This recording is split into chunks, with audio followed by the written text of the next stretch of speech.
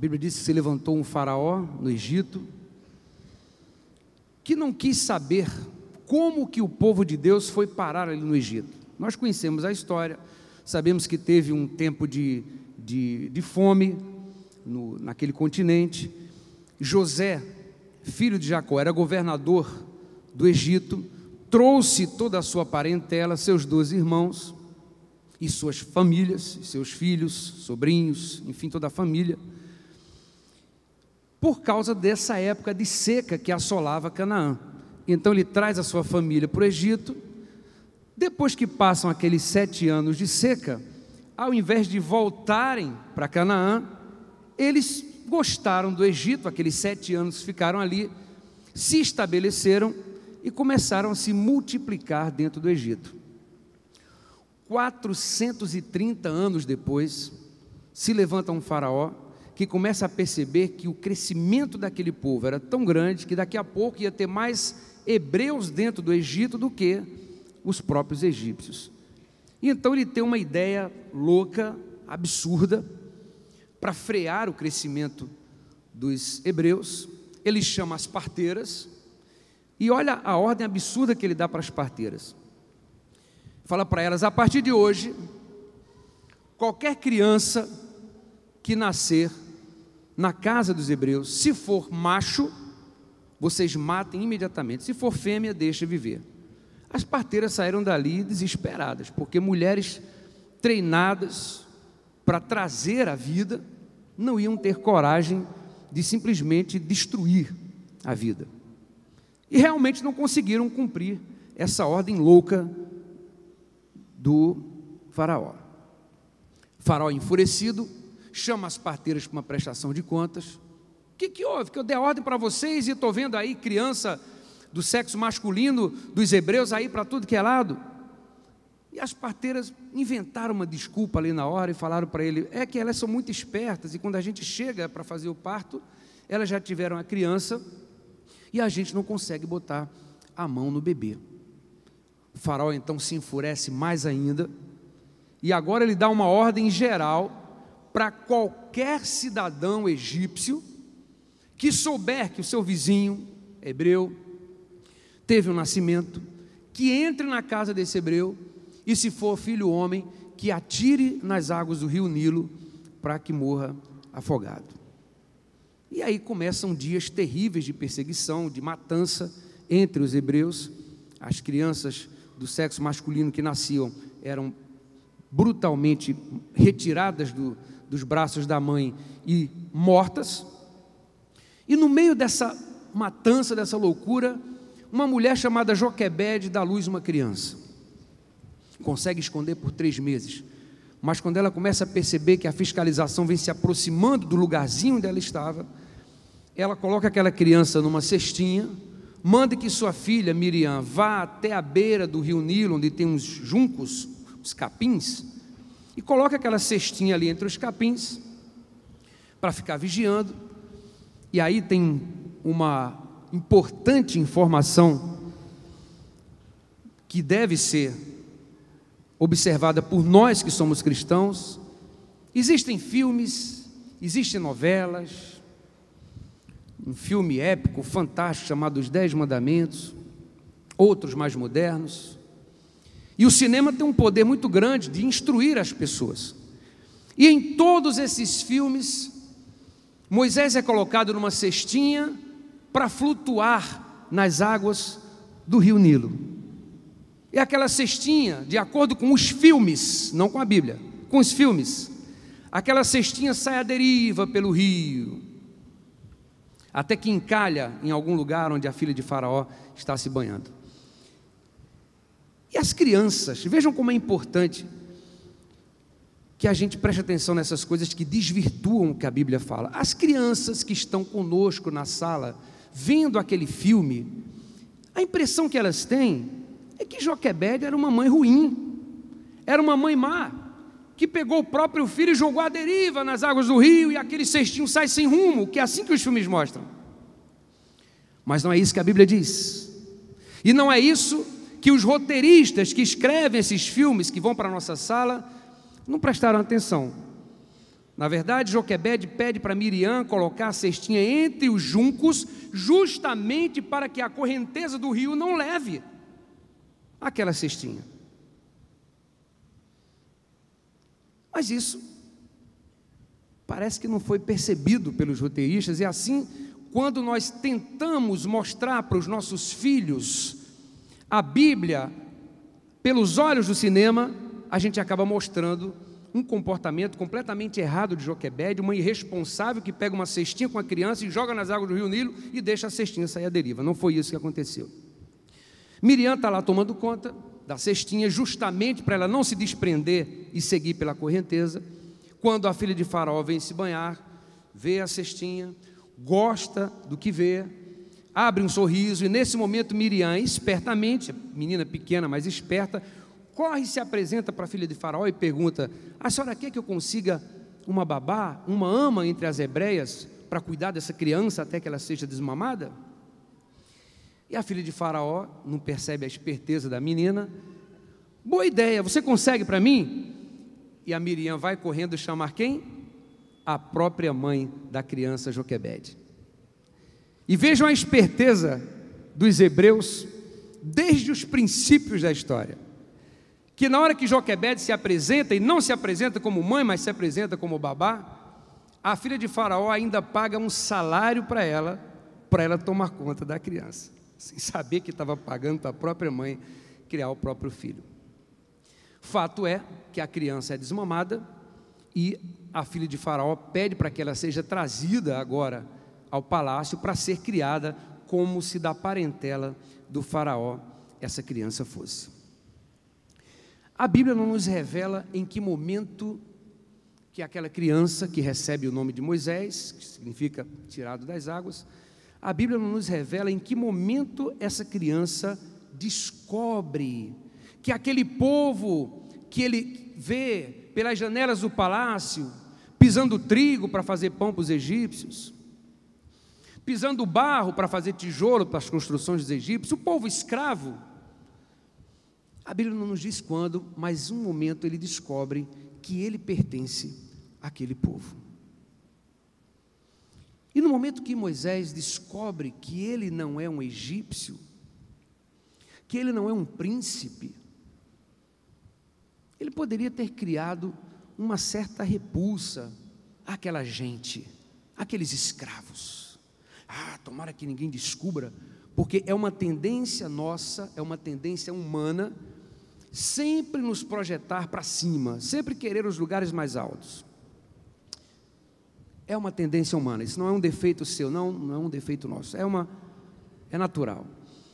E Moisés era uma pessoa normal, e no momento que ele descobre que todos aqueles luxos, aquelas regalias que ele recebe sendo criado como se um parente de Faraó ele fosse, poderiam acabar se descobrissem que ele pertence àquele povo escravo, ao invés de criar uma repulsa por aquele povo. E é nesse ponto em que eu sou extremamente apaixonado pelo coração de Moisés. Ele começa a amar aquele povo, e ele entende perfeitamente que aquele povo que ele vê sofrer pelas janelas do palácio é o seu povo, e ele passa a amar esse povo de tal forma. Eu vou precisar que alguém desligue esse ventilador aqui para mim. Obrigado, bispo. Ele começa a amar aquele povo de tal forma que um dia ele vê um egípcio maltratando um hebreu, e ele parte para cima daquele egípcio com tanta fúria para proteger o seu irmão hebreu, que ele acaba matando o egípcio, esconde o corpo na areia. Mas um X9 descobre, fala para Faraó, e Faraó agora não tem mais como esconder para o povo aquele hebreu, que o povo já olhava meio atravessado, sujeitinho hebreu, vivendo como um príncipe. Faraó não tem mais como esconder, já devia estar com aquilo engasgado já há algum tempo, e então agora ele tem um pretexto perfeito: tragam esse cara para que ele seja morto, porque ele matou um oficial egípcio. Por esse motivo Moisés foge, vai para o deserto, onde fica 40 anos, e ali no deserto, onde ele não tinha mais o conforto que ele possuía no palácio, ele enfrentava o frio, não tinha mais o quarto quentinho do palácio, o frio do deserto é terrível. Durante o dia, o calor insuportável do deserto, não tinha mais serviçais que fizessem ventinho para ele durante o dia. Mas nem isso fez com que ele abrisse mão do que ele sentia pelo seu povo, e ele continuou naquele deserto durante 40 anos. Tem um encontro com Deus, Deus revela o propósito de usar esse amor que Moisés possuía pelo seu povo, para fazer Moisés se tornar o libertador daquele povo. Então Moisés volta, o resto da história todos nós já conhecemos bem, que ele volta e se apresenta para Faraó, e pede para Faraó libertar o povo de Deus, e Faraó não liberta, e são lançadas 10 terríveis pragas sobre o Egito, praga das moscas, da água que se transforma em sangue, praga dos gafanhotos, até que chega na última praga, que é a morte dos primogênitos. E quando o Faraó vê o seu próprio filho morrer, ele então finalmente libera o povo de Deus para que eles vão embora. E nesse momento da travessia do deserto, indo para a sua própria terra, Canaã, acontece um segundo encontro curioso de Moisés com águas, que foi o ponto que me fez compor essa música que eu vou cantar agora. Vejam que a vida de Moisés, ela é salva através das águas do rio Nilo, e agora ele salva uma nação inteira através das águas do Mar Vermelho. E quem estuda um pouco a Bíblia e um pouco de teosofia sabe que a água no Novo Testamento, ela tem uma comparação com a atuação do Espírito Santo. A gente pode dizer que, figurativamente, o Espírito Santo já estava ali presente quando Moisés é lançado naquelas águas do rio Nilo, e também estava presente quando acontece aquele milagre maravilhoso e tremendo daquelas águas que se abrem para que o povo de Deus possa passar. Essa presença das águas ou do Espírito Santo, mesmo no Velho Testamento, na vida de Moisés, foi que me inspirou a compor essa música que eu vou cantar agora, que se chama Moisés, um coração hebreu. Para cantar essa música, eu vou pedir que você olhe para mim agora como se eu fosse o próprio Moisés, e como se vocês fossem os hebreus naquela época. Vocês vão entender melhor a mensagem dessa música. Amém?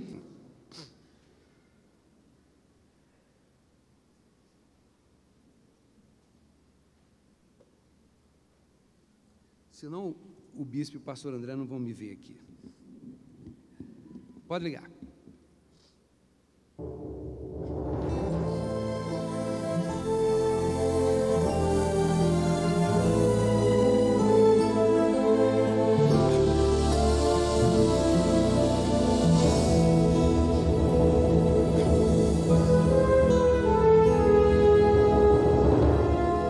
Por muitos anos me servistes como a um senhor, por não saber que eu era um de vós.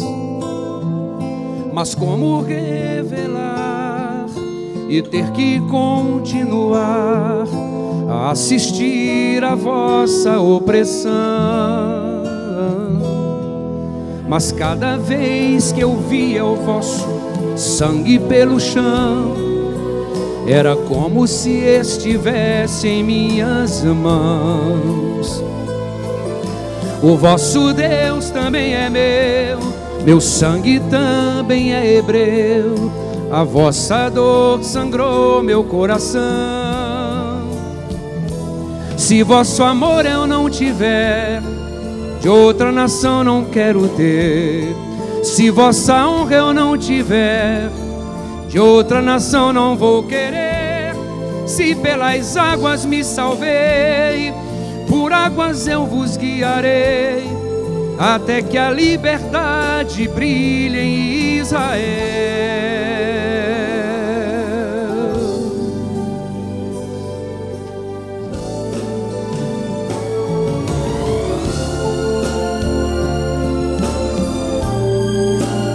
Durante o tempo que eu estiver cantando, qualquer pergunta que eu fizer, você me responde com uma palavra: Cristo. Eu vou começar a perguntar: quem vive? Quem reina? Quem salva? Quem liberta? Se vossa honra eu não tiver, de outra nação não quero ter. Se vosso amor eu não tiver, de outra nação não vou querer. Se pelas águas me salvei, por águas eu vos guiarei, até que a liberdade brilhe em Israel.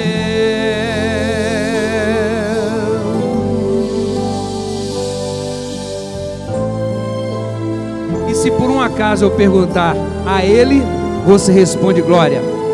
A Ele? Aleluia. Se preparem que a gente vai falar esse nome muitas vezes. Entrando no Novo Testamento, encontramos com outro personagem pelo qual também sou profundamente apaixonado, acredito que você também seja, que é Jesus. A exemplo de Moisés, Jesus também deixa o conforto do seu trono, cercado de anjos, a sua glória, desce até nós, se encarna em homem e fica passando por sofrimentos que ele não precisava passar.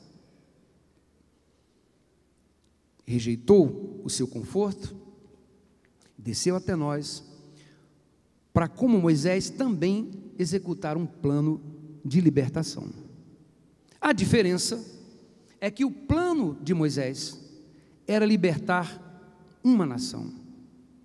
O plano de Jesus era maior, era libertar o mundo inteiro.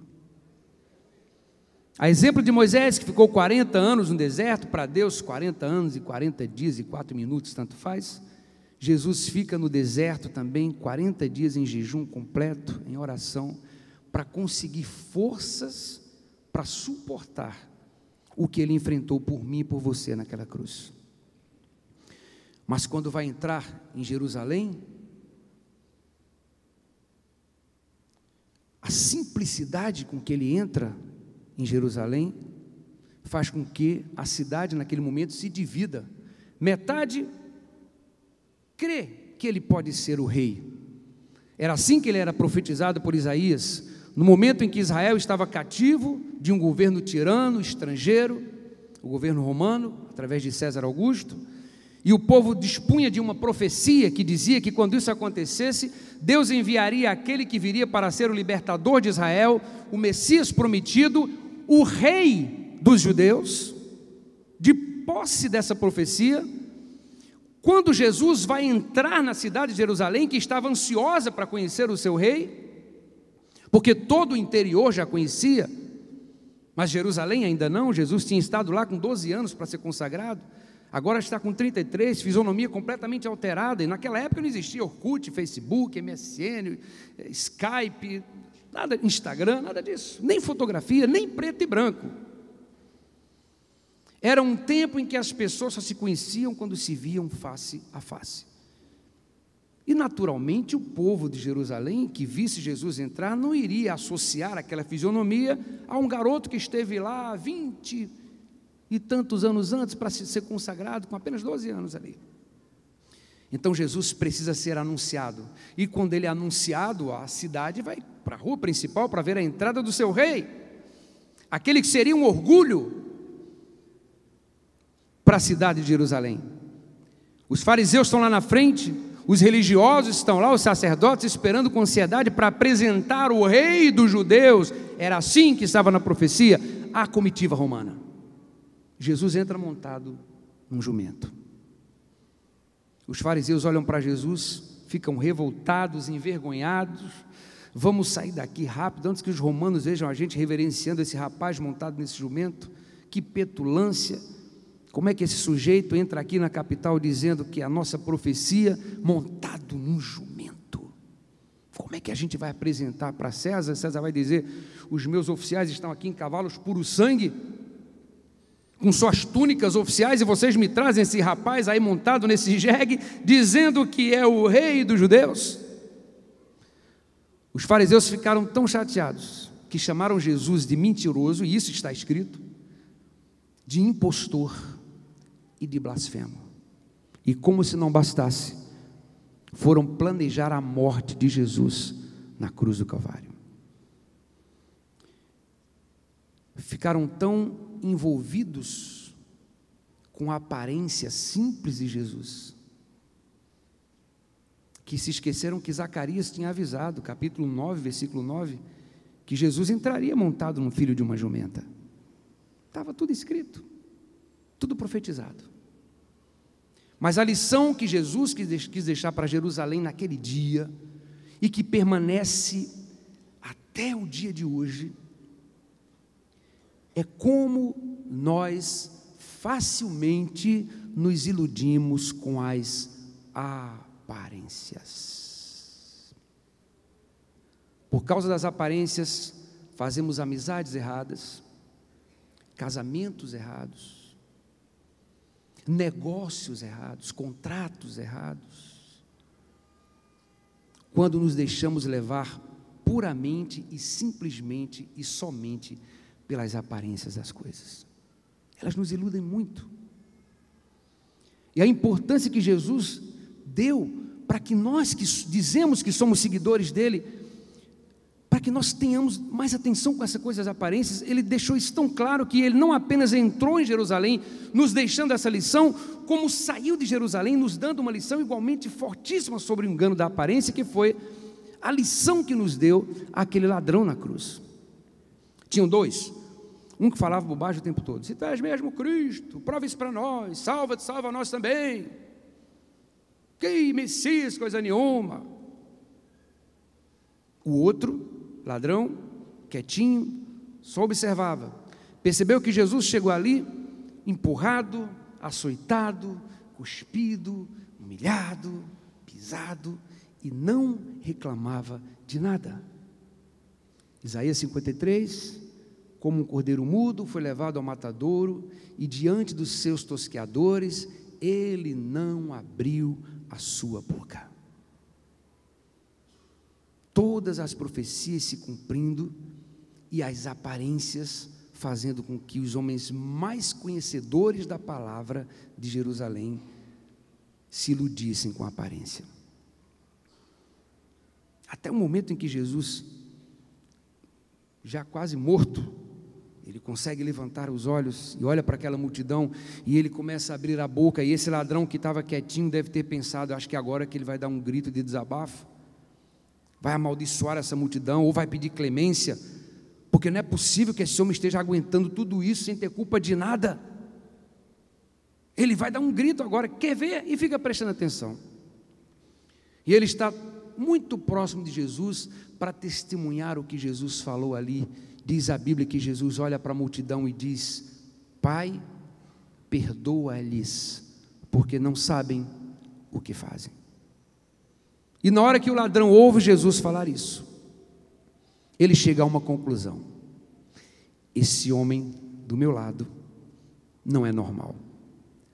É impossível que um homem normal, como eu sou, como esse outro ladrão que está falando bobagem também é, diante da morte iminente, podendo pedir clemência ou até lançar uma maldição, ele aproveita esse momento para, morrendo inocentemente, perdoar essa multidão que o está matando. Quer saber de uma coisa?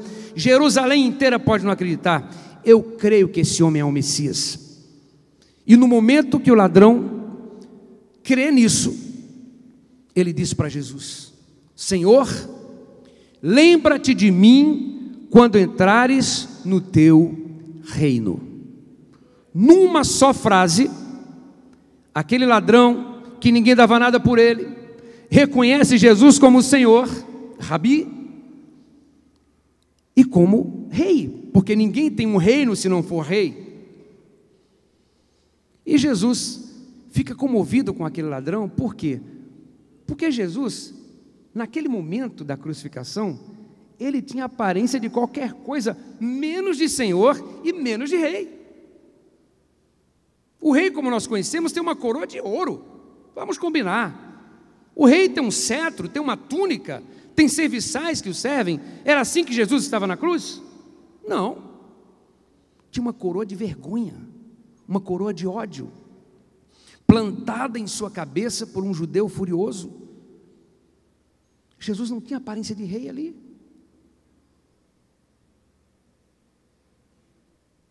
O rosto de Jesus estava coberto de sangue, porque aquela coroa feria a fronte de Jesus, o rosto de Jesus, e o sangue escorria, e Jesus não podia coçar os olhos, não tinha ninguém passando um lencinho no rosto de Jesus, porque as mãos deles estavam presas. Eu posso dizer que o sangue desceu pelos olhos de Jesus, e os olhos de Jesus estavam horríveis. A aparência de Jesus ali na cruz não dava para botar num quadro, como se faz por aí para vender, porque como Jesus estava ali, ninguém ia suportar botar na sala aquela imagem. Ia causar repulsa, um homem coberto de sangue numa sala. Então fazem uma imagem de um Jesus com 2 gotinhas de sangue em cada mão, uma gotinha escorrendo pela fronte, e fazem uma bela pintura, e se vende, e as pessoas botam na sala. A maneira como Jesus estava ali, não era assim. Ele não tinha aparência de rei, naquele momento da cruz, também não tinha aparência de senhor, porque ele estava limitado, estava preso, estava com as mãos encravadas, e um senhor é aquele que está sobre os seus servos.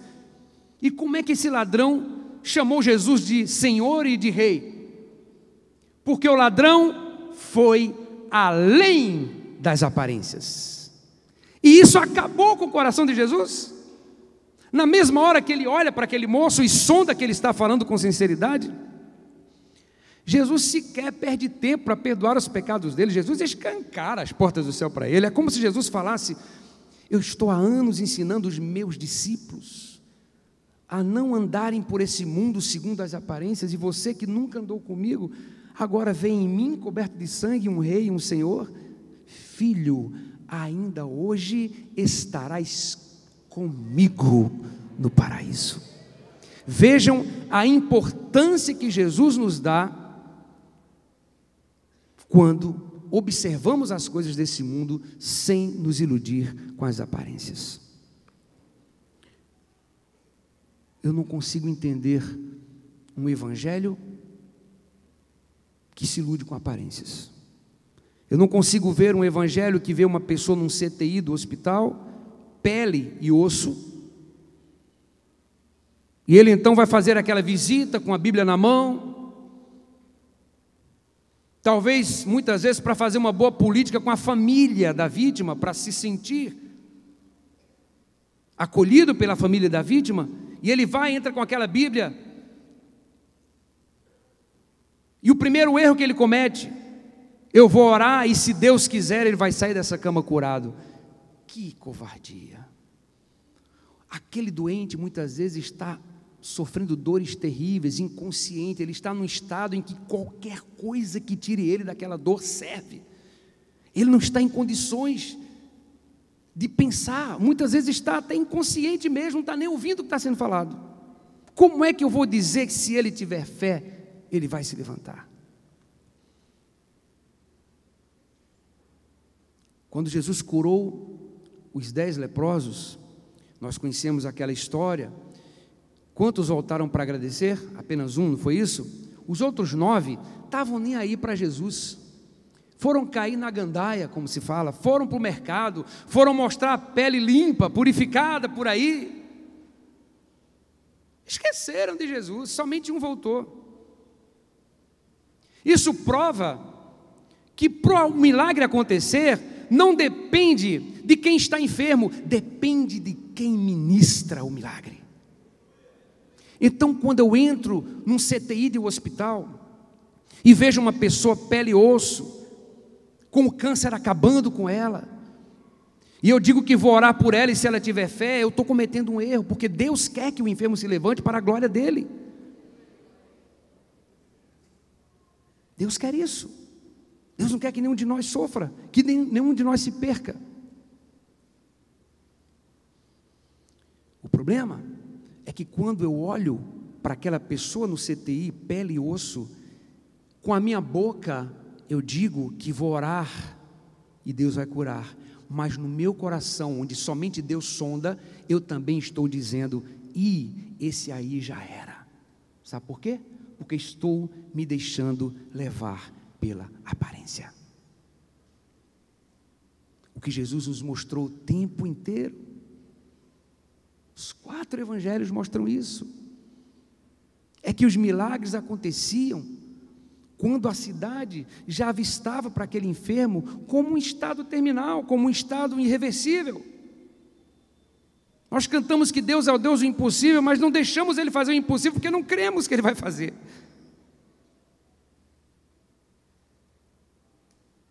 E o que Jesus me pede, o que Jesus nos pede, é que nós creiamos de coração, que quando a medicina, quando o homem diz que não tem mais jeito, esse é o momento preferido de Deus, e Ele depende de mim e de você para ministrar com fé e com poder a cura sobre o enfermo, para que o mundo veja que não foi a medicina, que não foi o antibiótico, mas que foi Deus quem o levantou daquele leito.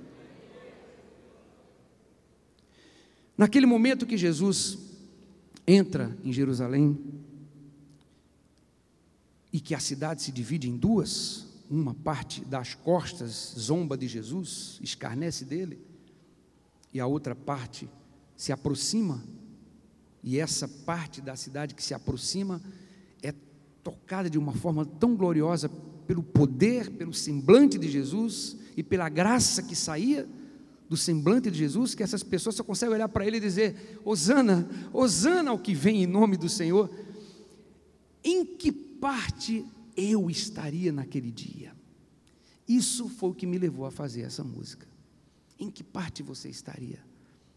Na parte dos que não se iludiram com a aparência e mesmo assim se aproximaram? Ou na parte dos que olharam para ele, não é um jumento, não é um cavalo puro sangue, não tem túnica, não tem coroa de ouro, não é rei, e deram as costas. Pense nisso. Essa música se chama O Meu Rei.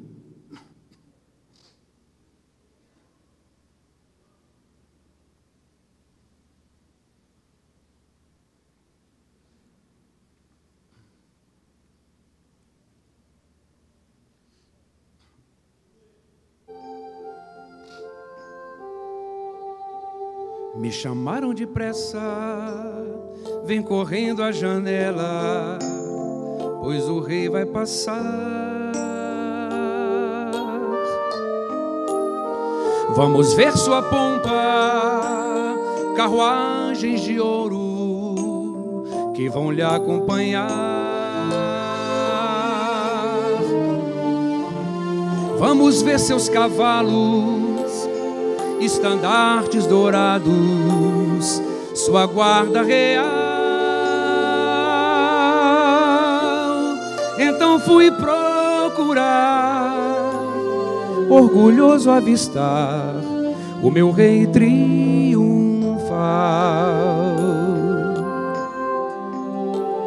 Mas como eu acharia quem eu não conhecia em meio à multidão? E encontrei no caminho, sobre um jumentinho, alguém que me olhou. Perguntei apressado se ele havia encontrado e onde estava o meu rei. E ele apenas sorriu, seu caminho seguiu, e eu também me afastei.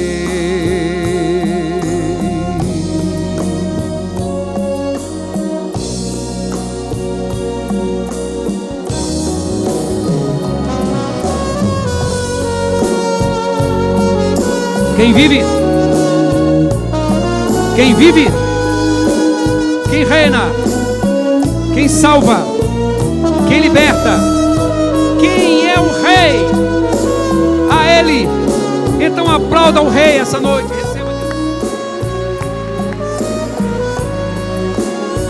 Já cansado e abatido, eu cheguei ao final daquela multidão. Mas não vi carruagens e nem vi estandartes, não achei o meu rei.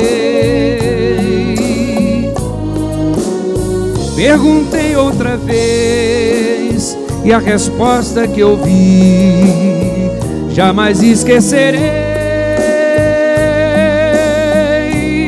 O teu rei vai sozinho sobre um jumentinho e em soluços chorei.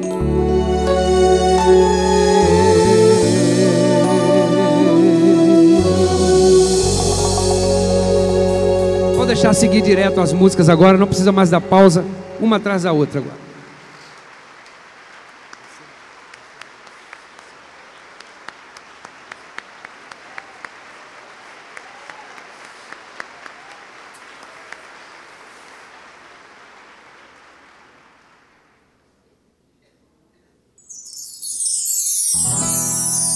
Essa música se chama A Força do Perdão. É uma composição minha do ano de 2002, mesmo ano da música O Meu Rei, que eu cantei anteriormente. Perdoar é muito mais que estender a mão e dizer eu te perdoo, meu irmão.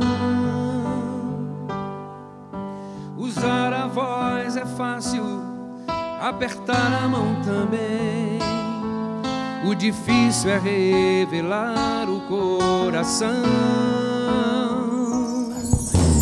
Mas se o coração perdoa, é fácil perceber, pois o coração é cúmplice do olhar. Perdão que sai do coração é joia rara de encontrar, e está na sinceridade de um olhar. Se eu te machuquei, reconheço que errei, só agora percebi quanto mal eu te causei. Como vou falar de amor se eu não souber amar? Eu preciso de você para me ensinar. Eu me arrependi e revelei meu coração. Agora é sua vez de me ensinar uma lição. Preciso de você para conhecer a dor, ou conhecer a força do perdão.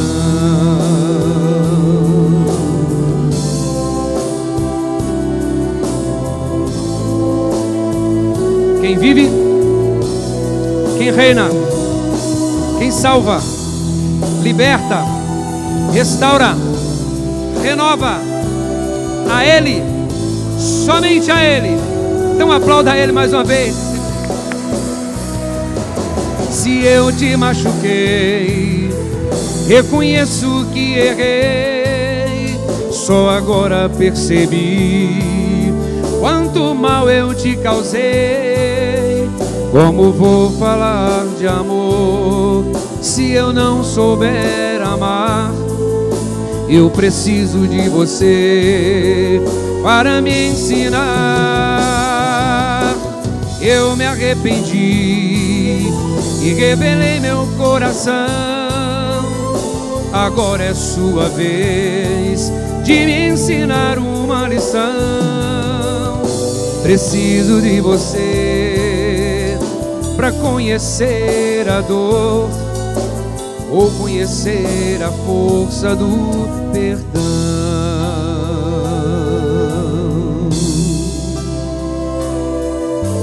Quem vive, quem nos ensinou a perdoar, quem morreu numa cruz para nos ensinar a força do perdão? A Ele.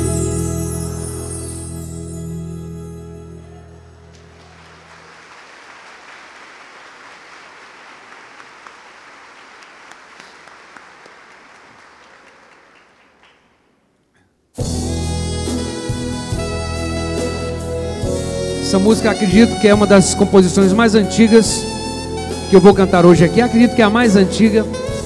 Se chama Para Onde Vão as Aves. Muita gente aqui nem tinha nascido quando eu fiz essa música.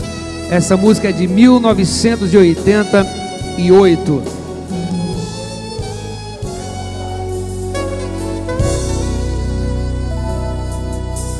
Frente ao mar, no crepúsculo, eu pude contemplar um bando de aves marinhas no último revoar.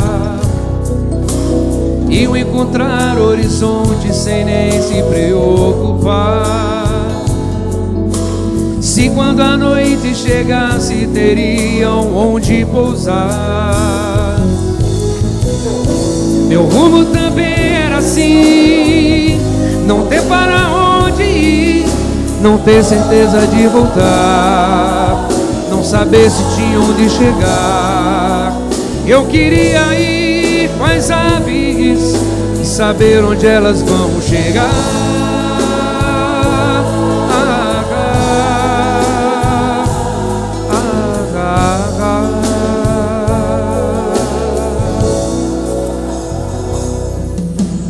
Foi assim, pensando que ali eu adormeci.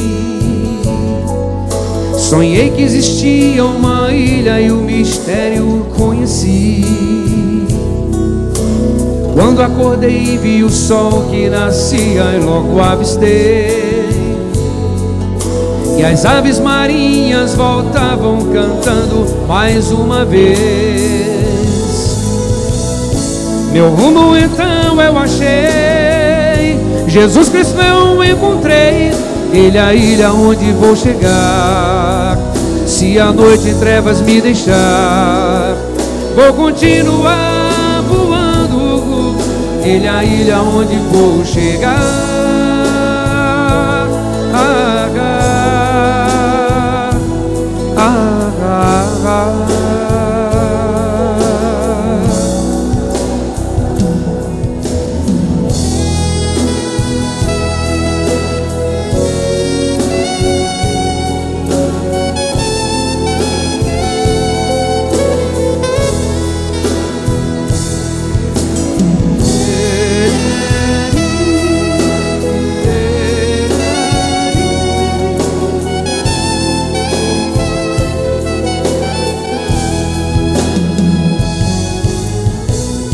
Meu rumo então eu achei, Jesus Cristo eu encontrei.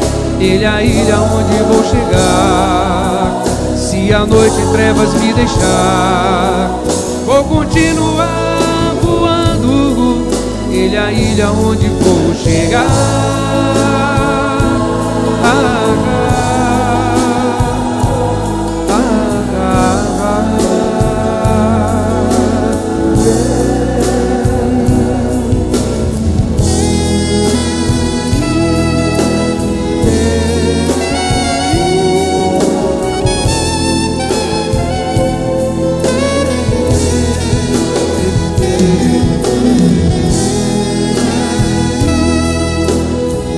Música que eu vou cantar não é minha, é uma composição de uma judia chamada Naomi Shemer.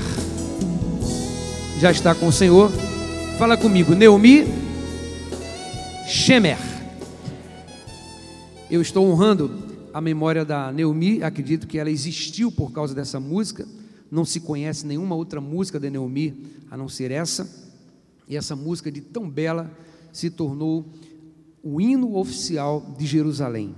Tem um hino nacional de Israel que se chama Hatikva, a esperança, e tem o hino oficial próprio de Jerusalém, que é essa música da Naomi Shemer, que se chama Yerushalayim.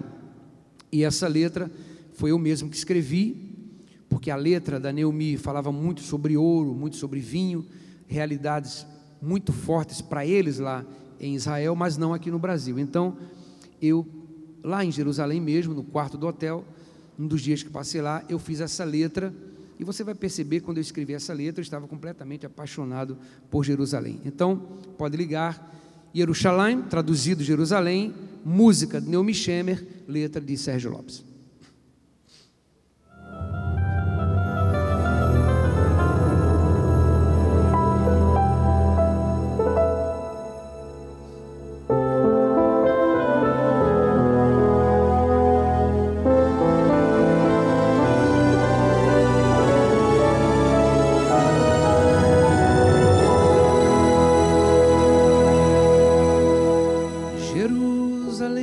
em tuas ruas, eu ouço a ecoar o som da harpa de Davi, minha alma calentar. Por entre as tuas oliveiras, o vento vem contar histórias da velha cidade que os muros vão guardar. Jerusalém, Jerusalém, beleza e cor de Israel, tu és orgulho do teu Deus, Emanuel. Jerusalém, Jerusalém, beleza e cor de Israel, tu és orgulho do teu Deus,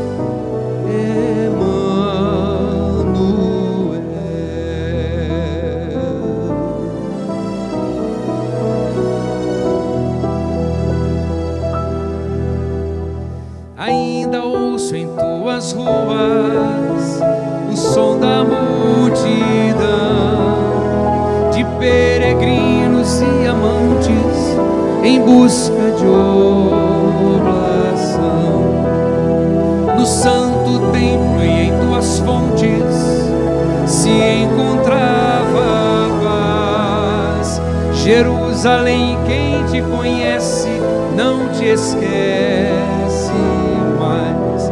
Jerusalém, Jerusalém, beleza e cor de Israel, tu és orgulho do teu Deus, Emanuel.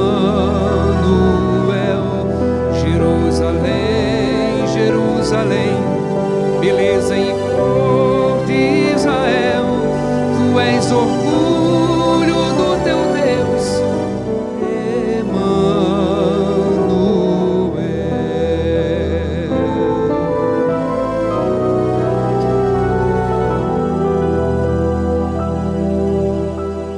Jerusalém, em tuas preces, lembrando os filhos teus que ainda não te conheceram, mas amam o teu Deus. São velhos, jovens e meninos, distantes do seu lar, que não pisaram tuas ruas, mas vivem por te amar. Jerusalém, Jerusalém, beleza e cor de Israel, tu és orgulho do teu Deus, Emanuel. Jerusalém, Jerusalém, beleza e cor de Israel, tu és orgulho do teu Deus, Emanuel.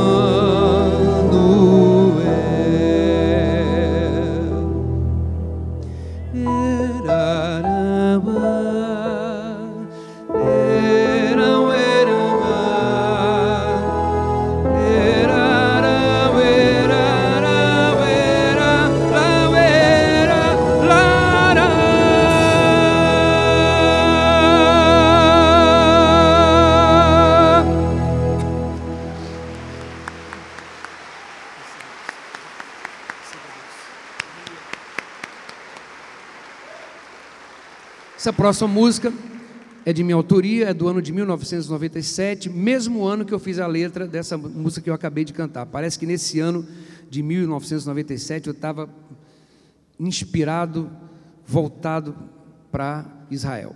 Pode ligar, música O Lamento de Israel.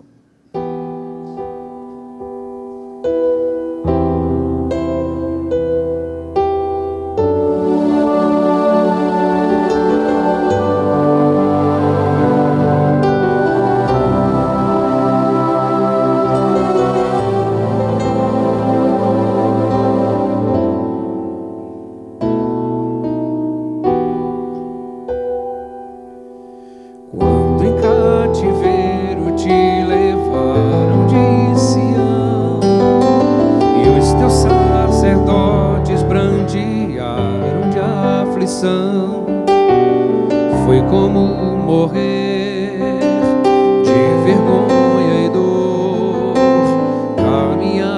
triste o povo forte do Senhor.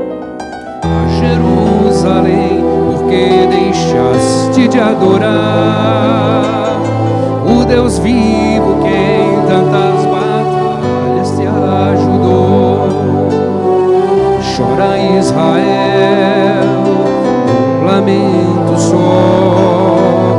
Talvez Deus se lembre do bichinho de Jacó. Chora Israel, Babilônia não é teu lugar. Clama ao teu Deus, Ele te ouvirá, do inimigo te libertará. Chora Israel, Babilônia não é teu lugar. Clama ao teu Deus, Ele te ouvirá, do inimigo te libertará.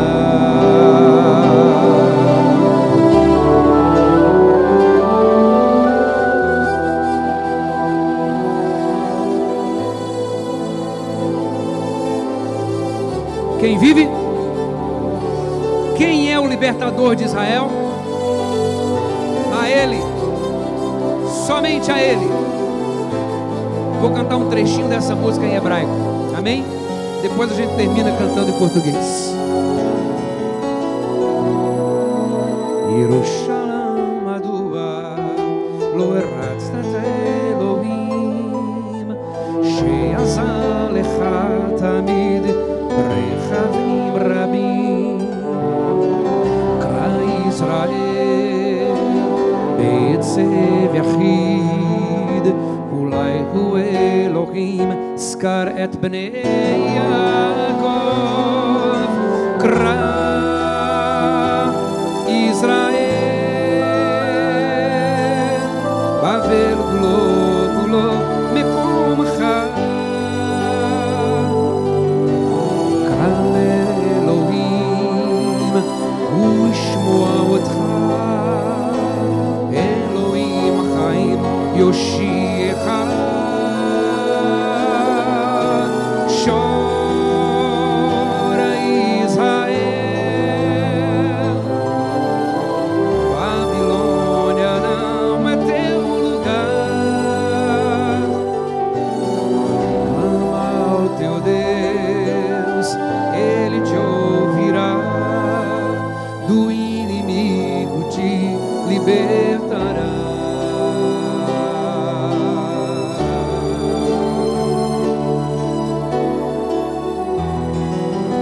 Quem vive?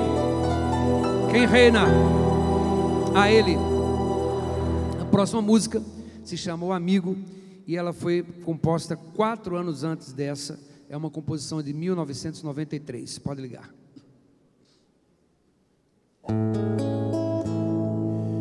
O amigo que eu encontrei me surpreendeu.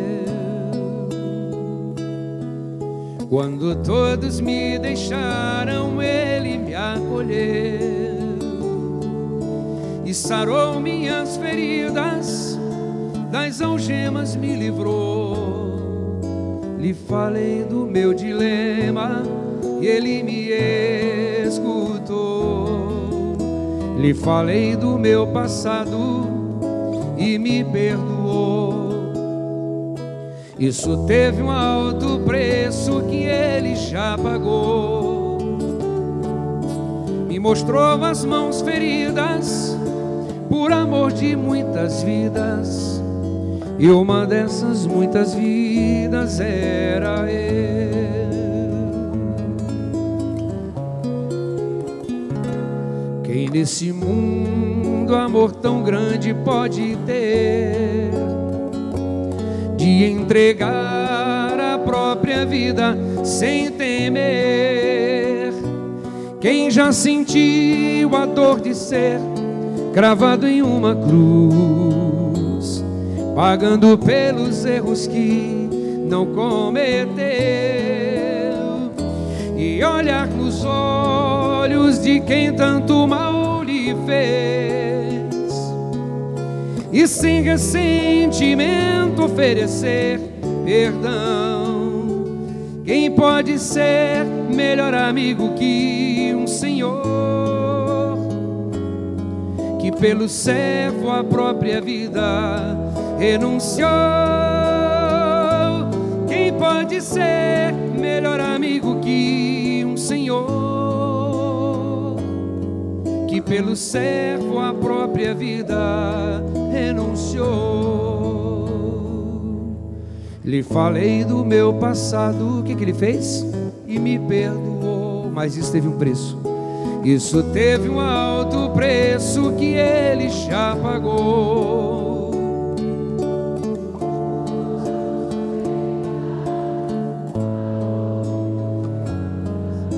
E uma dessas muitas vidas era eu.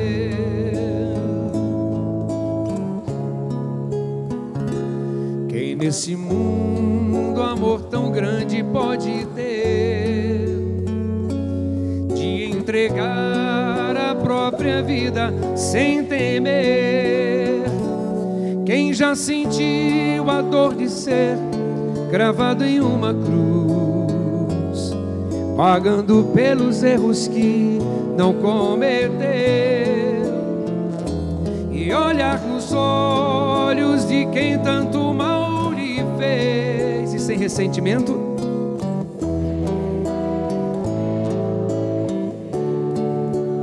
Quem pode ser melhor amigo que um senhor?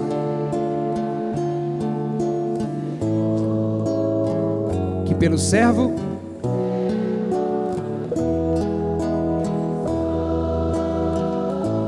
quem pode ser melhor amigo que um senhor,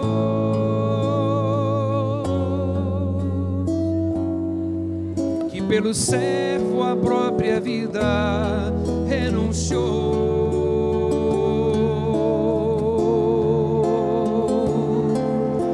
Meu amigo,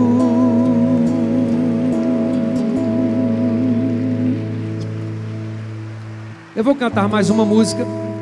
Em seguida eu vou passar o microfone para o Bispo Robson, e havendo tempo, depois do Bispo Robson, a gente volta para cantar mais uma ou duas músicas de acordo com o horário e com a instrução dele. Então, essa próxima música pode ligar. Eu não sei qual é que vem agora. Essa música se chama Quem Sabe Amar. Já é uma composição mais recente, é de 2014.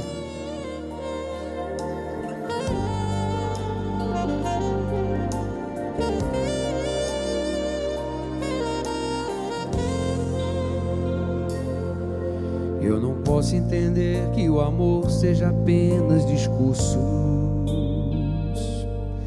ou poesias, canções que não mudem a dor de ninguém. Pois quem mais ensinou sobre amor e por amor a si mesmo entregou, tudo fez em silêncio. Não entendo pessoas nas ruas sem pão, sem abrigo, maltratadas, pisadas, feridas por quem diz que sabe amar. São as contradições que as palavras humanas jamais vão poder explicar. Feridos por causa do amor, amados querendo ferir. Quem sabe amar é por Deus iluminado. O seu destino é amar e ser amado. Onde estiver, no mais alto monte ou no profundo mar, surgirá alguém que o amará também. Quem sabe amar leva cura ao ferido, reparte o pão e anima o abatido, e as suas mãos serão nesse mundo como as mãos de Deus. Como um anjo bom, tudo que tocar receberá amor.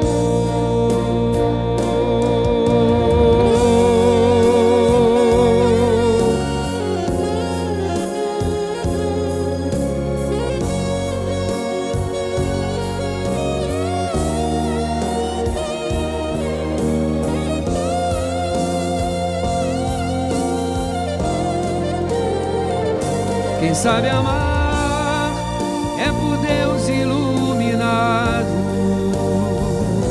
O seu destino é amar e ser amado.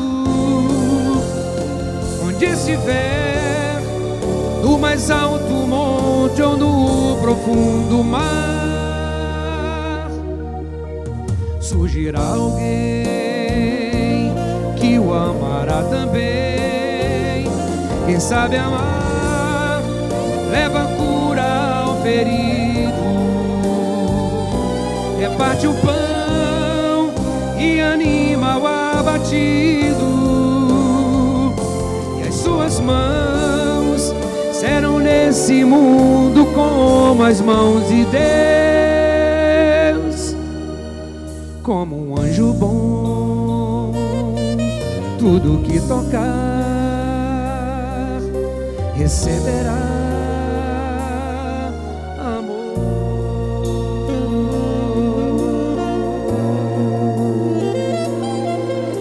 Quem vive, quem reina, a Ele. Que Deus nos abençoe.